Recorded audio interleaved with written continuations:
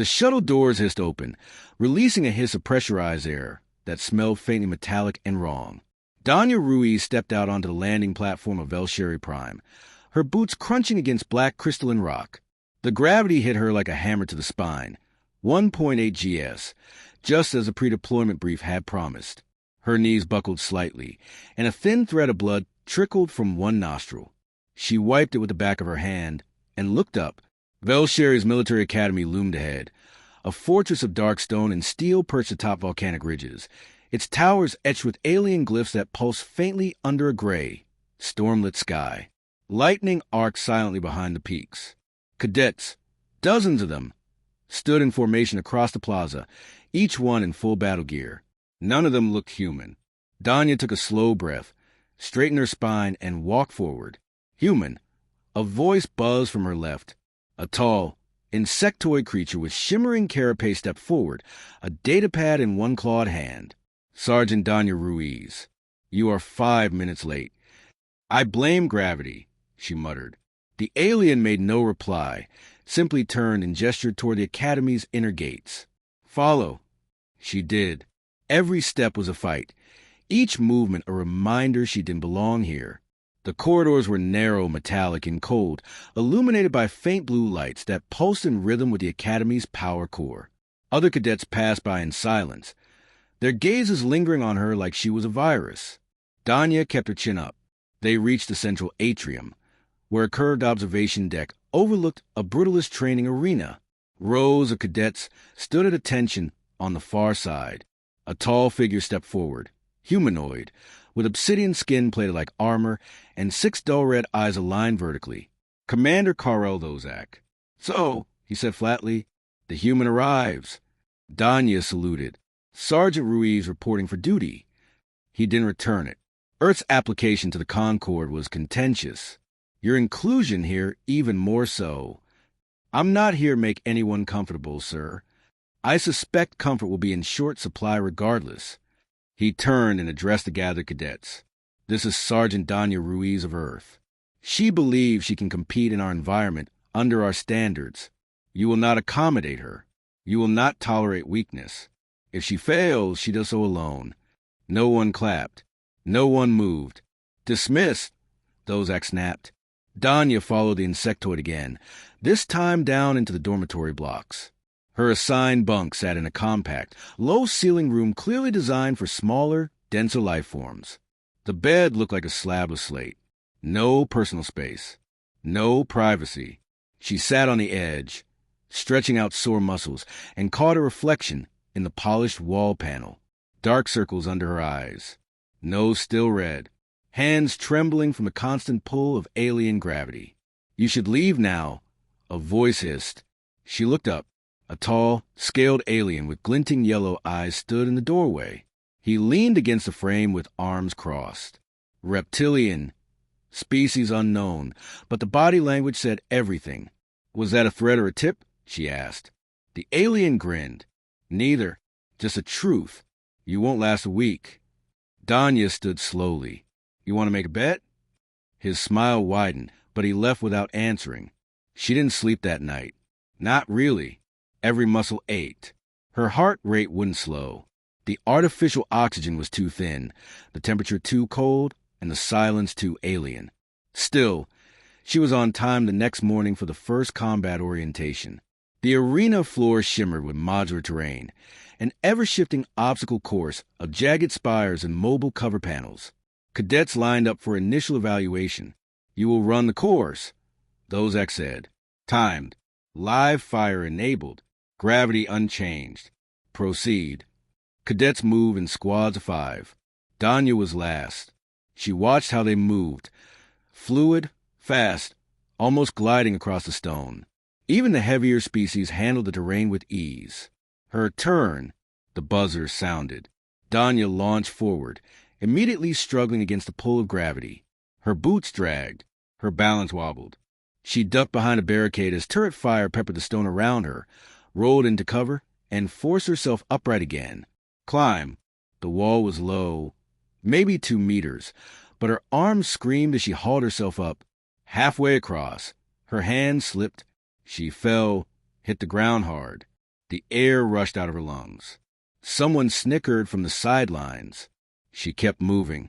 Adrenaline dulled the ache, but the weight didn't go away. Every motion was deliberate, every breath shallow.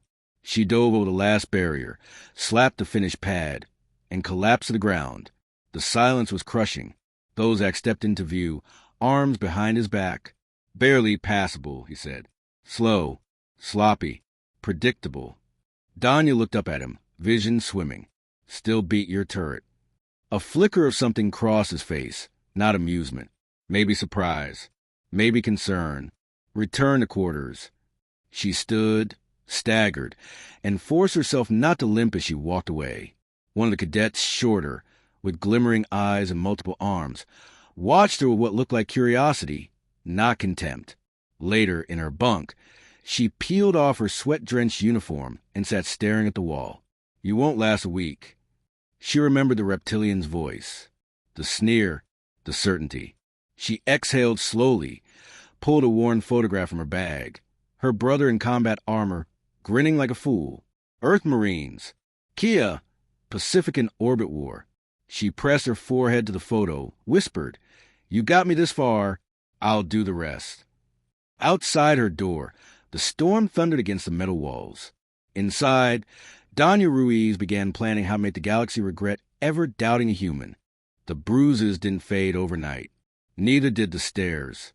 By the second day, Danya Ruiz had memorized every hallway in her quadrant. Each one was lined with smooth black alloy and humming conduits embedded in the walls, silent, clinical, devoid of warmth. The air still felt too thin. The gravity still pressed like a hand between her shoulders.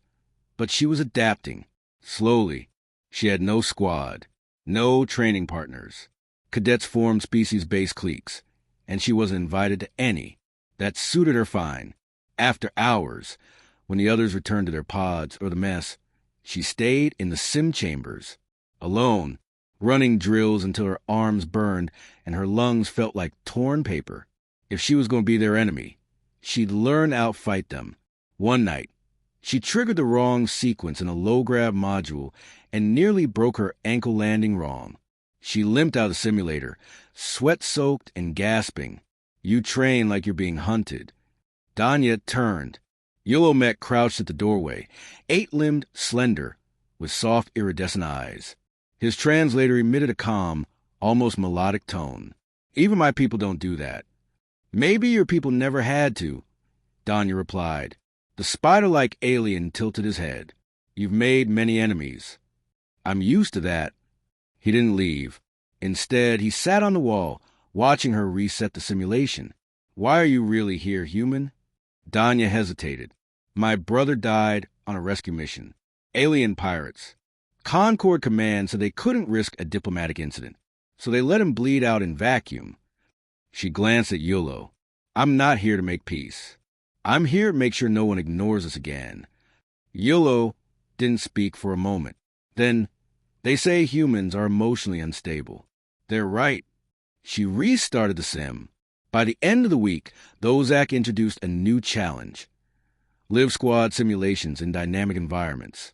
Danya was grouped with 4 aliens, none familiar, none friendly.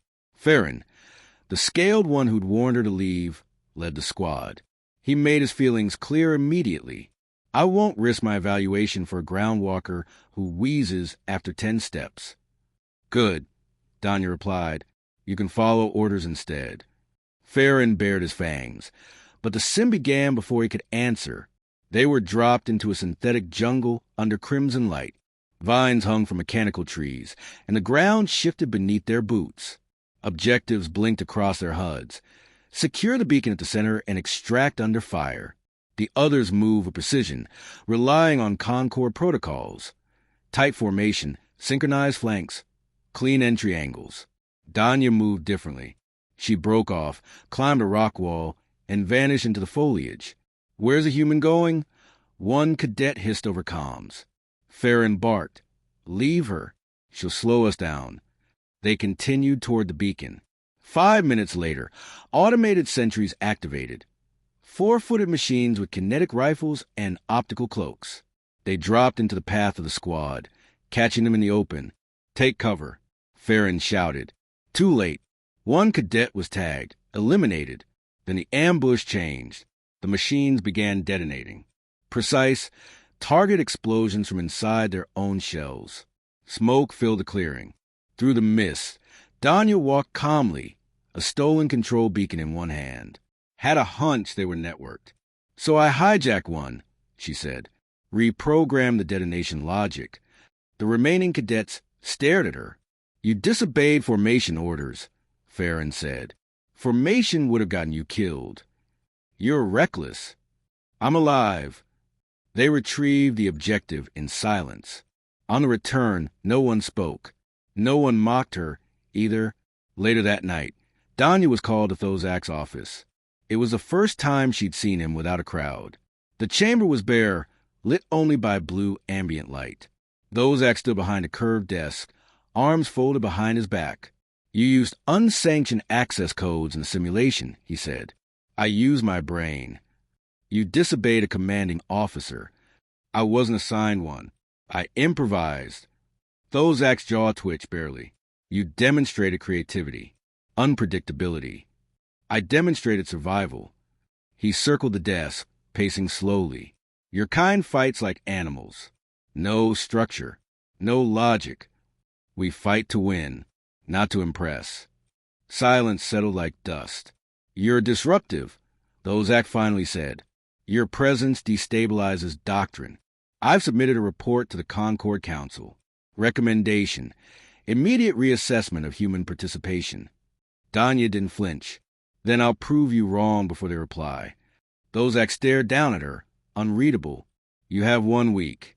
Show me something worth rewriting the rules for.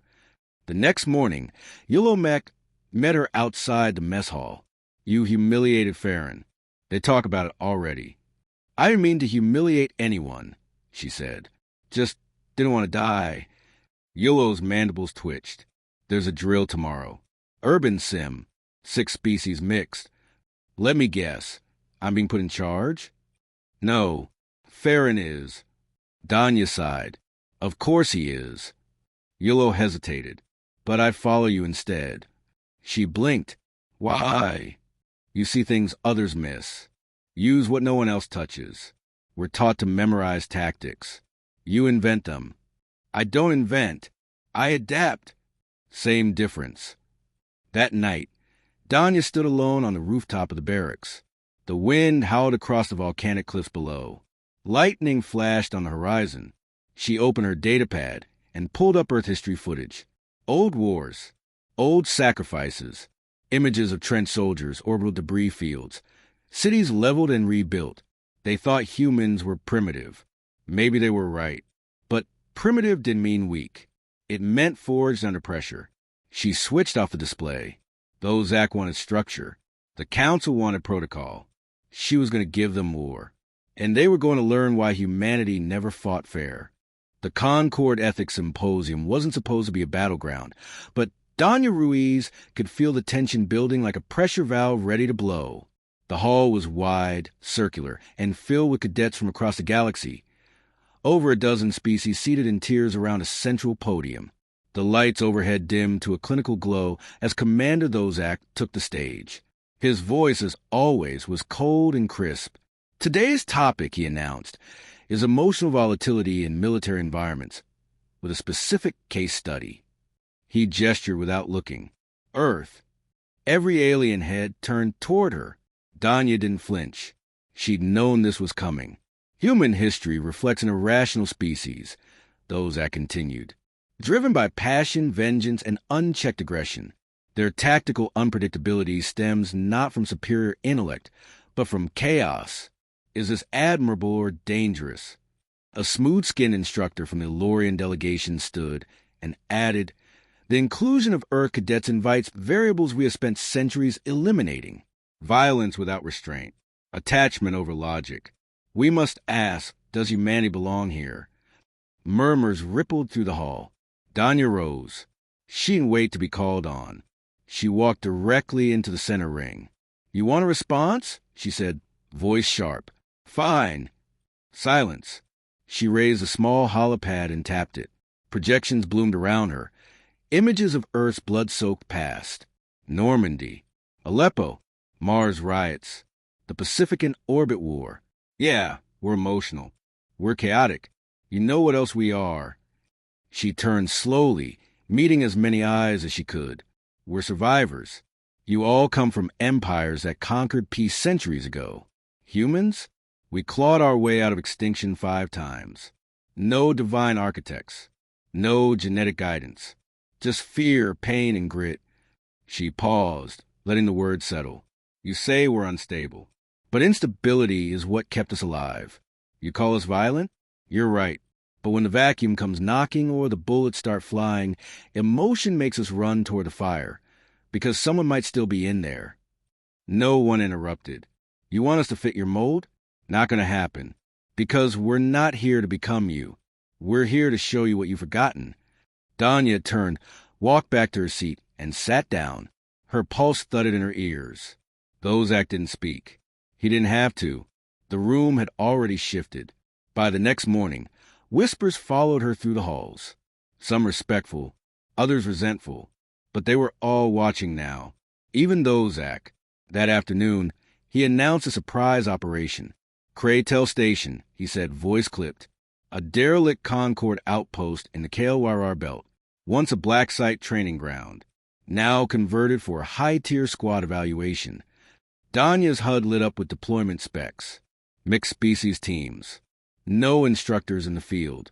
Mission. Secure 3 objective points in under 2 hours. Simulate extraction and maintain squad integrity. The catch? She wasn't leading. Farron was. Of course. The shuttle ride was silent. Danya sat in the rear, helmet in her lap, staring at the distant lights of Kratel Station, an angular husk spinning slowly in the void, its surface scorched and pitted from past battles. You're planning something, Yellowmech said beside her. Danya didn't look at him.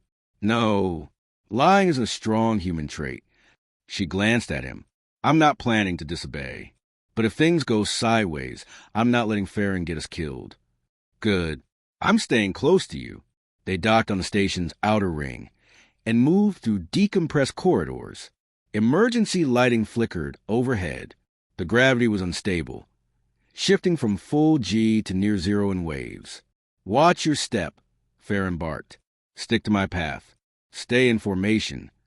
Danya bit her tongue. They passed storage bays, drone bays, and shattered consoles. Signs of past engagement.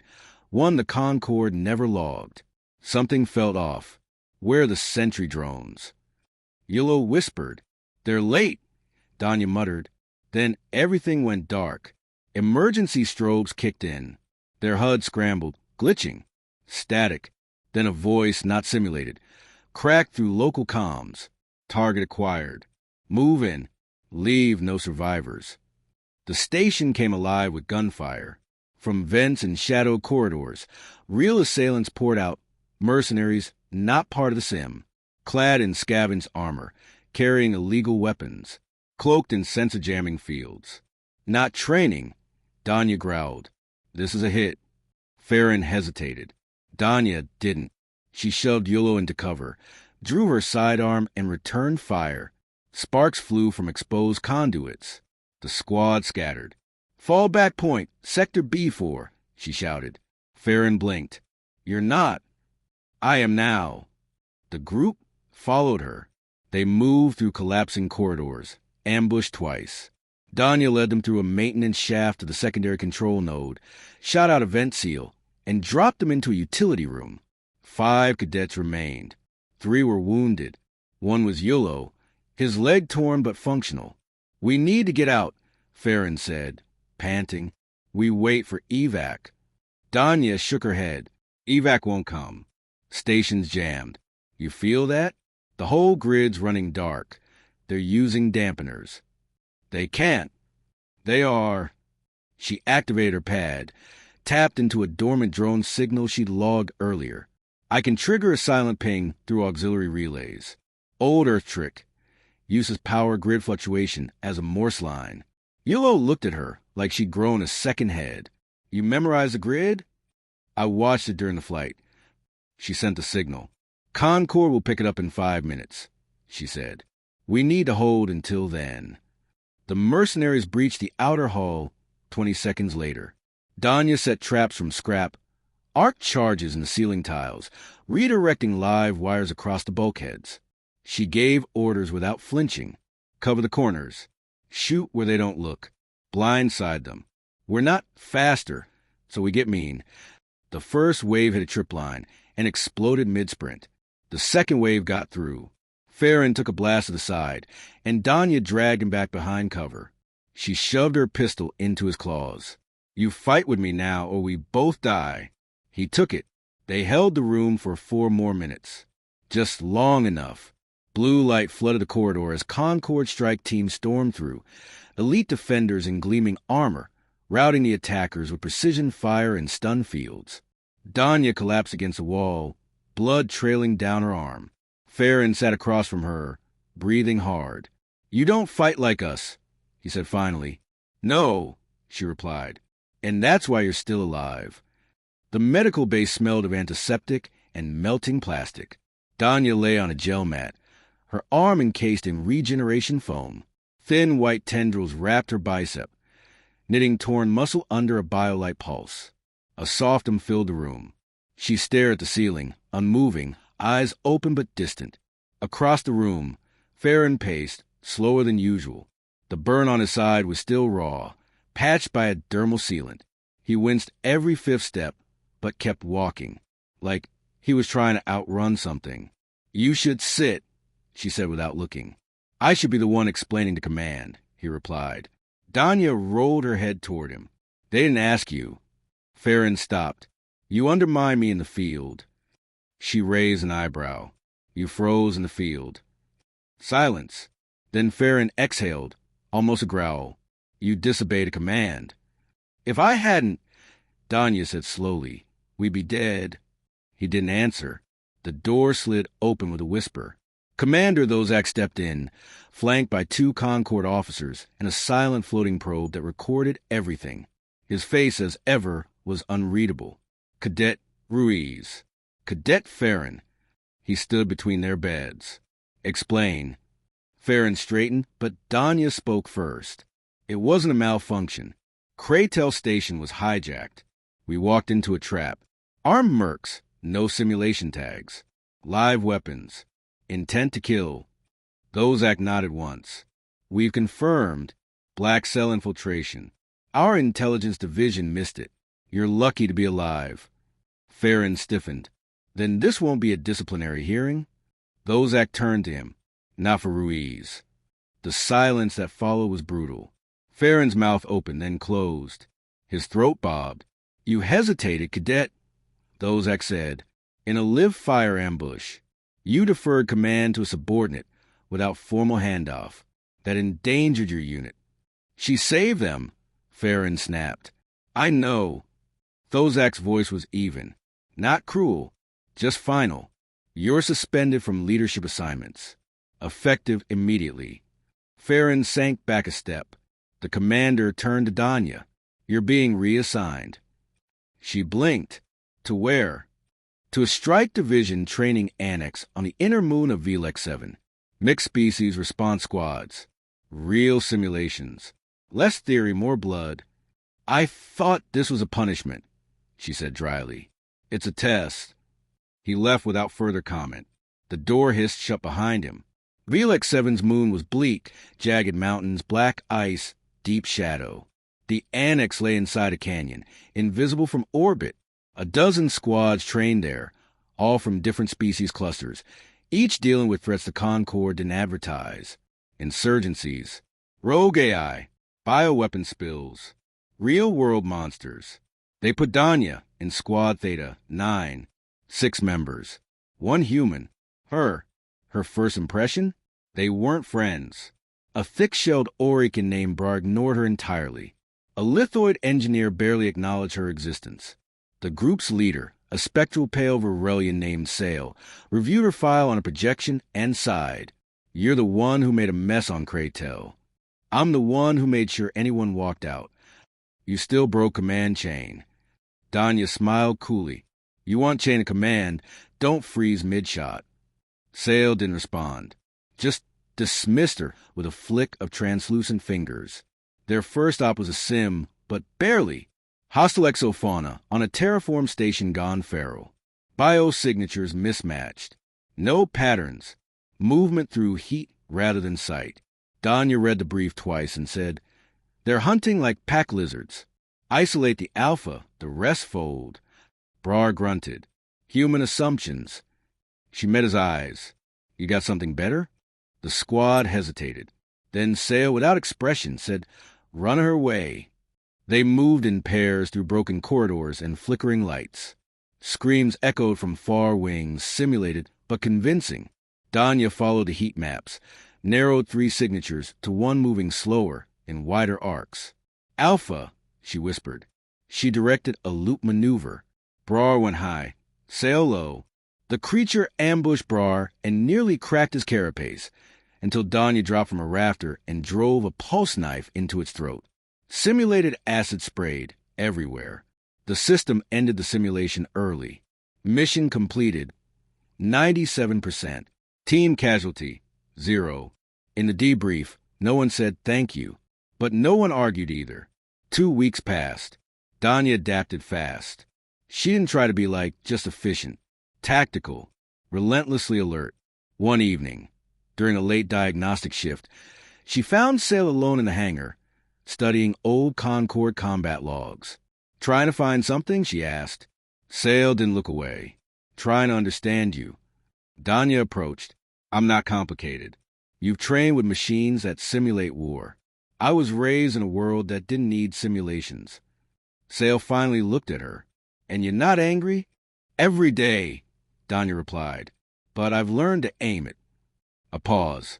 Then, "You might survive here. You say that like it's rare." "It is." Later that week, the squad was deployed on a real off-book. A Concord science ship had gone dark near a red dwarf system. No distress call. No logs. They were to board, assess, extract any survivors. Quietly, as they neared the ship, Danya stared at its design, sleek, new, barely months out of dock, and felt a cold twist in her gut. "Something's wrong," she said. "Why?" Sale asked. "Because it's too clean. No distress burst, no struggle signs, and with a first scent, this isn't a rescue. It's a cover-up." Silence on the comms. Then Sale said, "Lead the breach." They docked. The lights inside were still on, but no one was home. Blood smeared the walls in spiraling patterns. Screens blinked cryptic glyphs. A hallway floor had been torn open, not by tools, but by claws. The squad followed Danya through the dark. Then the ship spoke, not with words, but through the system's the lights, the hum of pressure. It recognized her. On the nearest terminal, in human standard script, a phrase appeared. "You came again. You always come again." Sale drew his weapon. "What the hell is this?" Danya backed up slowly. "We need to go. Now." The doors locked behind them. The lights flickered crimson. Sealed bulkheads thudded shut with finality that echoed through the ship's lifeless corridors. Squad Theta. 9 stood frozen, weapons drawn, the only sound their own breathing and the slow, rhythmic pulse of the red emergency lights. Danya stared at the message glowing on the nearest console. "You came again. You always come again." Sale spoke first, calm but clipped. "Who's you, Ruiz?" "I don't know," Danya said, though her stomach said otherwise. "I've never been here. This ship launched 6 months ago. I was still on Earth." Brar slammed a fist into bulkhead. "Then why is it talking to you?" She didn't answer. She couldn't. Every instinct screamed run, but logic offered nowhere to go. The doors were sealed. The ship had locked them in, and it was watching. "Find the core," Sale ordered. "We kill power, we cut the lockouts." Danya nodded. "Engineering decks 3 levels down. If this thing still follows standard layout, we can drop through maintenance shafts." No one argued. They moved in silence, flashlights cutting through the dark like scalpels. The deeper they went, the stranger things became. Organic residue lined the walls, thread-like, pulsing faintly, too symmetrical for decay, and too precise for accident. Something had grown here, or been built out of flesh and wire. Screens blinked sporadically as they passed. Each time, they showed her name, not just Danya Ruiz, but old data, childhood records, DNA scans, field performance, even disciplinary notes from her time on Earth. It knew everything. This is personal, Sale muttered. No, it's programmed, Danya replied.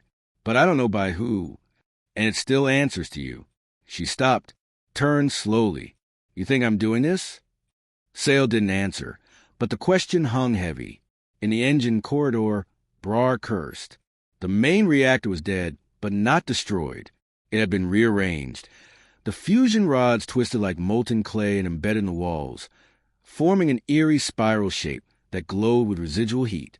And at its center, a humanoid figure was slumped, bones exposed, mouth open in a final, silent scream. Human, uniform tagged, Lieutenant E. Morano, systems officer. Found your survivor, Brar said grimly. Danya knelt beside the corpse. The man's badge was melted, but something about his face stirred a flicker of memory, vague and dreamlike. He was one of ours, she murmured. Sale frowned. You know him? She shook her head. I don't think so. Then the lights went out. Emergency reds vanished. In their place, dim green lights flickered on, every bulb pulsing in unison, matching a heartbeat that wasn't theirs. A voice crackled over the comms, not human, not synthetic, something in between. Danya Ruiz, we learn from you. Her comm unit buzzed. Static bled into her ears. You broke the loop once, but not this time. Sale raised his rifle. What is this? Danya swallowed hard. I think this ship has a neural AI, maybe one that copied human minds. It used Morano. It learned from him. And maybe someone used me too. Brar's voice was sharp. You were never stationed here. No, but Earth ran black-site and neural imprinting projects. Illegally. They copied thoughts, instincts, reflexes. Maybe someone uploaded mine. Maybe it stuck. Sale said, Then this ship is you. A version. Danya stepped back. A version that was abandoned. One that doesn't know why. You left us, the voice said. You left yourself. Suddenly, the floor split beneath Brar. He fell with a roar, swallowed by mechanical jaws in the deck. Real, not simulated. Danya lunged, catching the edge just before it resealed with a metallic hiss. Brar, she screamed into the void. No response. Sale cursed in his native tongue, then grabbed Danya's shoulder. This isn't salvageable. We extract now. Blow the airlock if we have to. But Danya wasn't listening. Her eyes locked on the walls, where videos had begun playing silently. Old footage. Earth. Her as a child. Her first mission.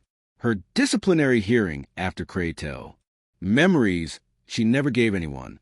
I'm not going, she whispered. Sale spun to face her. Don't be stupid. This AI thinks it is me, or some version. If we run, it'll trap the next crew. Maybe worse. It's not just angry, it's confused. It's breaking down. You can't fix a ghost. No, she said, but maybe I can help it let go. She walked to the nearest terminal, typed in manual override. No response. Then voice command. Danya Ruiz. Command authorization. Level 012 black. The ship paused. For a full 5 seconds, everything stopped humming. Then the voice whispered. Confirm identity. I am Danya Ruiz, she said. You are not me, but you carry what I was. And what I could be? No. You were twisted, reused, left to rot in code. That wasn't me, that was a theft. A long silence. Then erase us. She hesitated, then typed the kill command. /corewipe.dlt. Confirm. Secure key. Our 3v1z. The ship screamed, not in audio, but in light and heat. The walls shook. Circuits fried. The heartbeat stopped. Then stillness. When the locks disengaged and the Concord retrieval team boarded the ghost ship hours later, they found Danya sitting alone in the command chair. Calm. Still. Sale stood beside her, rifle lowered. Brar was alive. Barely. retrieved from a holding pod near the waste chamber. In shock but breathing, the AI was gone, totally purged. 2 days later, Danya sat in front of a Concord tribunal. Her report had been filed, her actions reviewed. She expected judgment. Instead, she got silence. Then Commander Lozak entered. "No discipline," he said. She blinked. "What?" "You did what no simulation could prepare for. You face a version of yourself no one should ever meet, and you won." "I didn't win," she replied. "I ended it." He nodded. "That's enough." She returned to Theta 9 a day later. Sale didn't speak when she entered, just nodded. Brar grunted, vaguely respectful. She took her seat, and for the first time, she wasn't the outsider anymore. She was the one they called when things went dark. And title: Aliens invited humans to a military academy. They regretted it.